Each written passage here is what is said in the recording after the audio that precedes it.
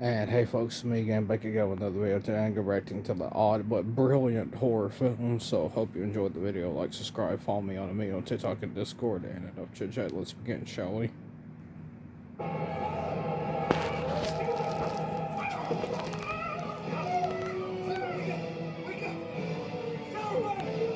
12 weirdest horror movies that push the boundary of WTF. One of the biggest reasons that horror flicks have been so successful is because we all enjoy being scared whilst in the relative safety of the movie theaters or our rooms. Over time, the stories have matured and creepier concepts have evolved. Newer narratives have leaned towards the impossible, and the inherent weirdness in these plots has only spiced up things for the audiences. With advancements in lighting technology, previously inaccessible areas have been opened up for the filmmakers to explore, and the fans haven't complained even when the boundaries of convention have been pushed. In this video, we have compiled a list of some of the weirdest horror flicks that we have using cannons as eyes. Okay. Were drastically unique, each of them shattering That's amazing. the conventions of the time in which they were released. It is now time to dim the lights and note down these eerie tales and add them to your watch list for your next movie night. Before we go into our explanation, we have a very small request. If you like our content, please support us by subscribing to our channel. This is a small click for you, but for us, it means a lot. Thank you. Let's begin.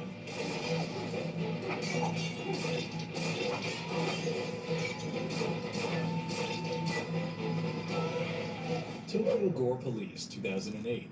In a futuristic Tokyo, the police force has been privatized. They are engaged in a deadly war with a race of supercriminals called the Engineers. The Engineers can turn an injured body part into a weapon and are fighting to destroy law and order. In the middle of all this chaos, a samurai assassin named Ruka is looking to avenge her father's murder. She is faced with hordes of evil mutant creatures as she seeks out the killer. If the story doesn't blow you away, the execution surely will. The title says it all, and this is as good a classic modern exploitation flick as you will find. It is easy for such movies to end up being repetitive, but this film scores with its endless inventiveness. The gore is extreme and at times ridiculous, with body parts being sliced and dismembered. Blood flows like a river, and beheadings become the norm. The protagonist is a female policewoman with a physique to die for and an attitude to admire. In fact, most of the character designs are purposely over the top and perverted. The dystopian view of the future is absorbing, ain't nothing wrong with it. In between all the action are almost as engaging. So why is this movie different from many others like it? Well, the level of gore, the satirical narrative, and the morbid scenes should be reason enough. If you are up for a Japanese-style splatter slasher, this movie fits the bill perfectly.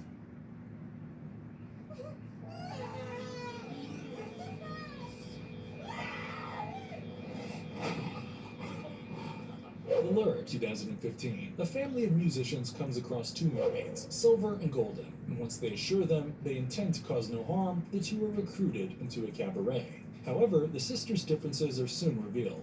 Golden simply wants to prey on the human population to satiate her bloodthirsty nature, while Silver falls in love with a handsome bassist Niente. Golden is worried that her sister's romantic inclination will spoil their dream of building a new life together in America, and so the mermaids are headed for a final showdown.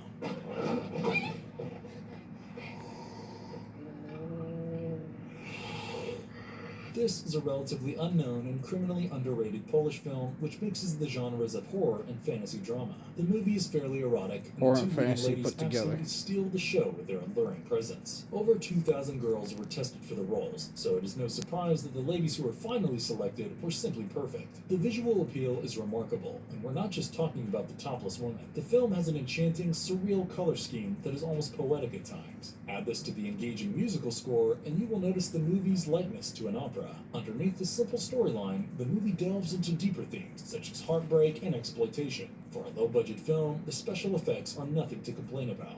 We were particularly impressed with The Mermaid's Tales. Overall, this film deserves special attention just for its reimagining of the classic mermaid stories that you may be familiar with.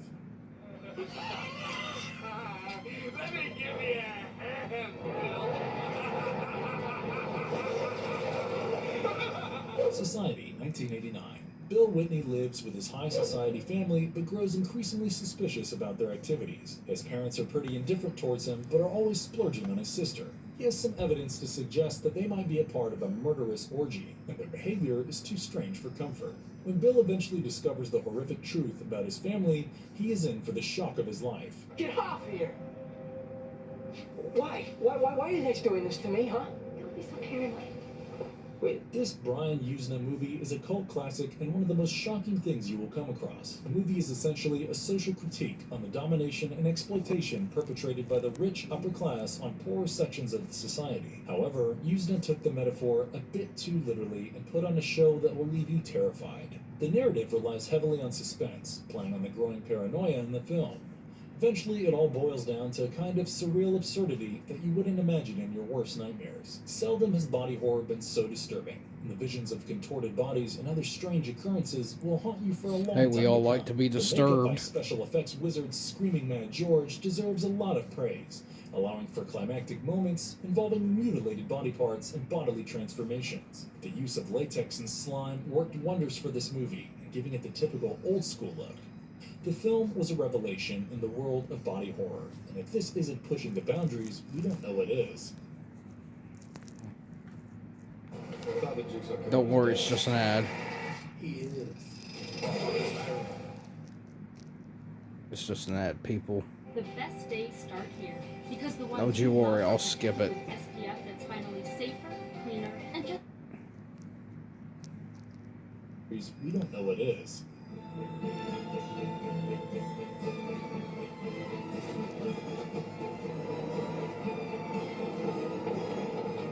Cemetery Man, 1994.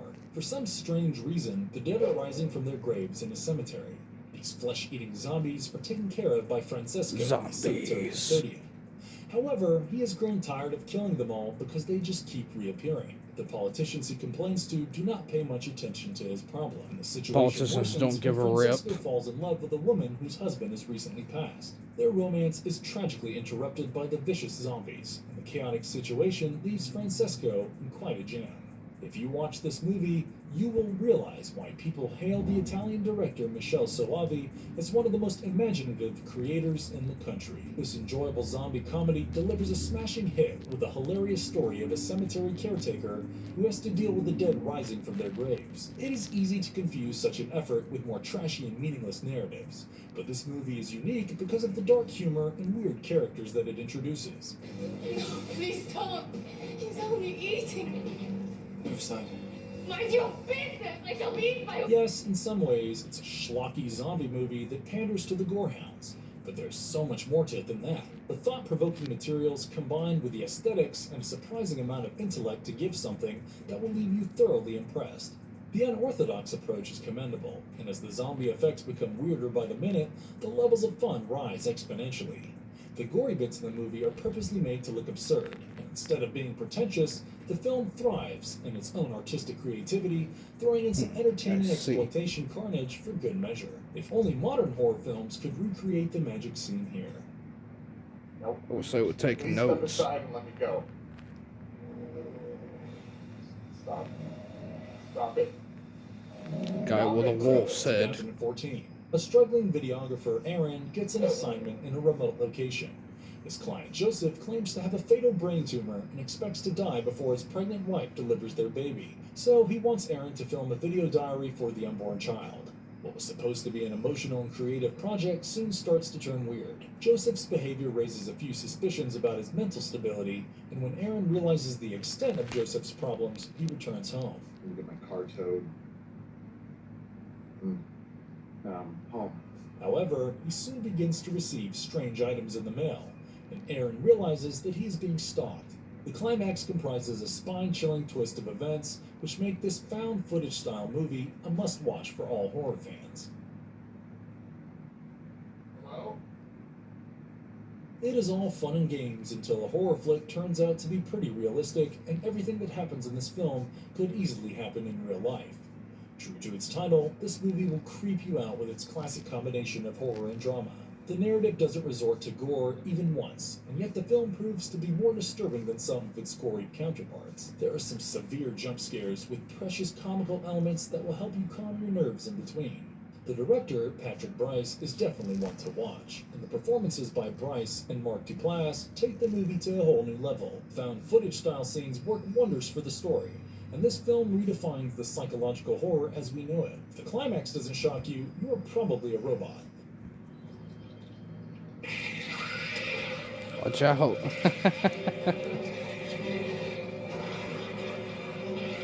From beyond 1986, Dr. Pretorius has discovered the means to open a portal to a parallel universe by exploiting the pineal gland in the brain. However, something from the other world kills him, and Dr. Crawford is accused of the crime. The case is handled by Detective Bubba and a psychiatrist named Catherine. And together with Dr. Crawford, they discover that there is more to the other world than they had originally thought.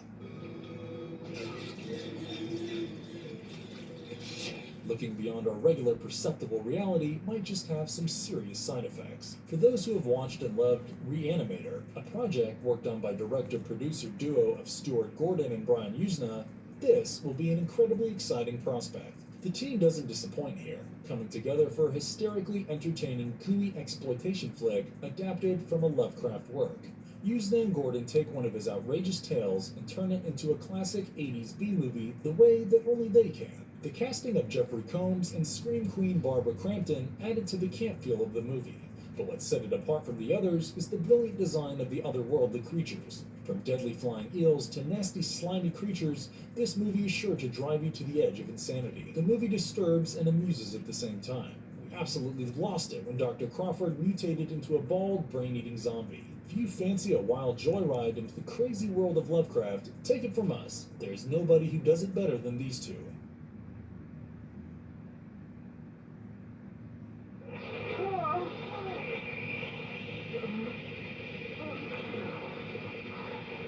Deathbed, The Bed That Eats, 1977. If anything else can be possessed, why not a bed?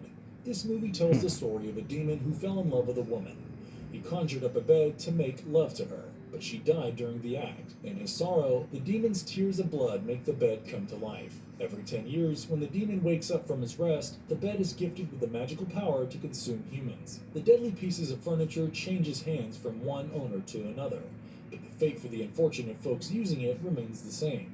This description should be enough of a hint for you to know whether or not you will like this film. Those who are willing to try something new can definitely opt in for a film that looks like it is from another universe. There are several things in this movie that defy conventions. You should be willing to accept them.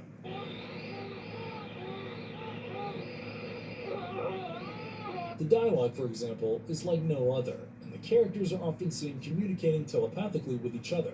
There are some weird scenes, such as when the bed snores or laughs, or it makes noises that the characters cannot hear. Despite being a proper B-movie, it is certainly more artistic than exploitative, and we loved how the tone of the story shifted from horror to fairy tale. Imagine the strangest bedtime story ever. This film might just be a visual representation of what you're imagining.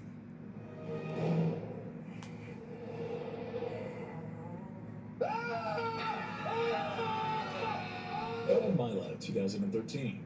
Duncan is just another average guy who has a regular job in an office. He begins to experience Joe strange Swatson stomach back aches whenever in. he's stressed. When he tries to suppress this stress, he discovers that it actually manifests as a demon, which comes out of his body through his butt. This demon usually lives in his intestines and tries to take care of all Duncan's troubles. But when the demon threatens his wife, it becomes a real problem for Duncan.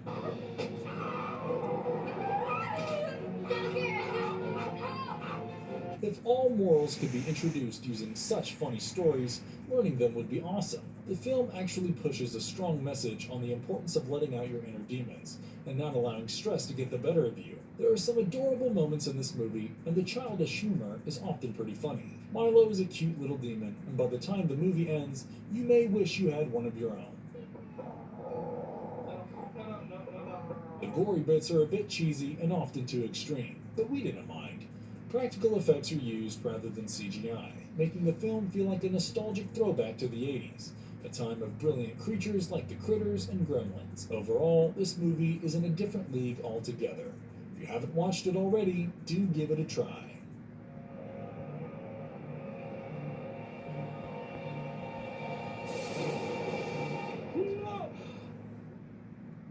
The Happiness of Katakuris, 2001.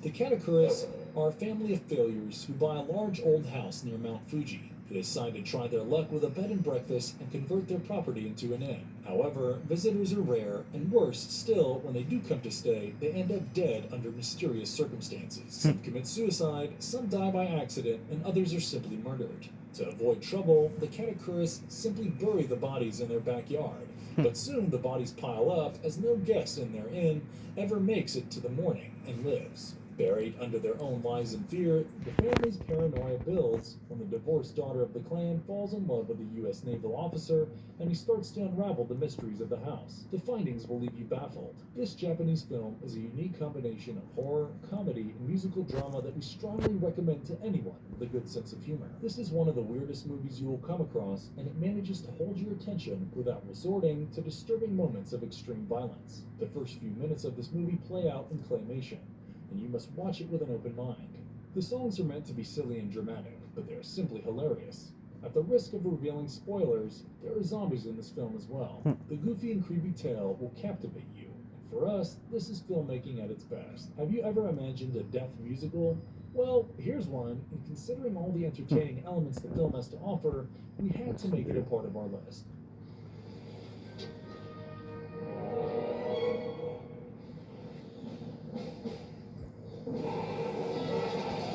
Killer Condom, 1996. This film has the most bizarre story you will ever hear. It starts with a lecherous professor taking one of his students to a motel where he is killed by a deadly, sharp-toothed condom. The case is assigned to a gay detective named Luigi Macaroni, and when he visits the same motel to fool around with a guy named Billy, they almost fall prey to the vicious condom too. The superiors in the police department are starting to doubt Luigi, and he must act fast to solve the mystery of these murderous condoms. Killer Condom is a trashy masterpiece based on a German cartoon, and to give you a rough idea of the vibe, we'll explain that this film was made by Troma Films. However, unlike most of their other works, this feature did not lack great content despite the absurd plot. The cast was comprised of famous German actors, and it is good to see such celebrities embrace such roles. Hollywood stars wouldn't imagine being a part of this kind of film in their wildest dreams. The tongue-in-cheek work is rather straightforward, but still manages to deal with everything from religious maniacs to mad scientists. The protagonist is openly gay and roams the streets of New York as a conventional detective. The special effects look like they cost less than a McDonald's burger, but that kind of adds to the fun. We won't spoil things for you, but the origin of the Killer Condom will leave you in fits of laughter. The clever parody broke the shackles tying down traditional horror B movies, and you simply have to watch it to appreciate the excellence.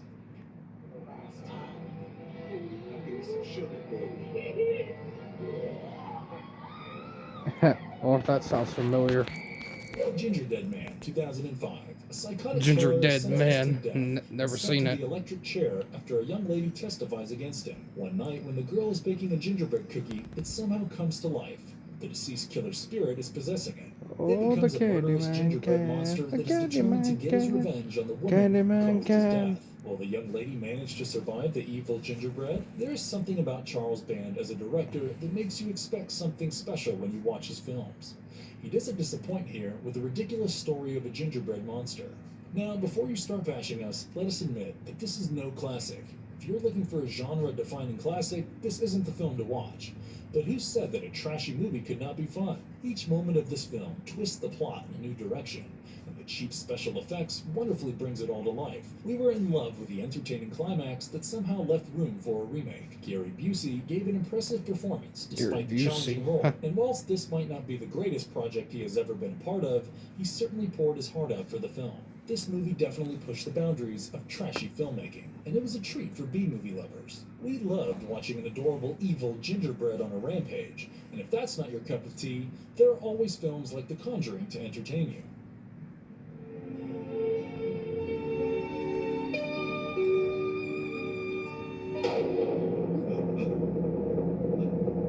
Mystics in Bali, 1981. While researching for a book, a woman becomes interested in a black magic cult based in Bali. She heads to the island and meets a witch who promises to train her in the dark arts. However, the witch harbors evil intentions, and in an attempt to increase her powers, she turns the woman into a vampire. Her internal organs hang from her neck, and her dreams of mastering the mystic So a arts are Chinese shattered. vampire Is there then. a way out of this horrific situation? This is one of those movies that you have to see to believe. This was a step in a new direction for Indonesian So, cinema. Asian because this vampire, time, they then. focused on all-out horror flicks and didn't indulge in comedy and violence. They tried to cater to the Western audience, and the ploy worked. It is unfortunate that they did not have the budget for such an extravaganza. The special effects look pretty comical at times. For instance, when the woman's head leaves her body and she becomes a flying head with the entrails still connected, it looks just like a defective prop. The adventurous narrative left us impressed, and while there are cheesy bits in the story, the overall package is quite interesting.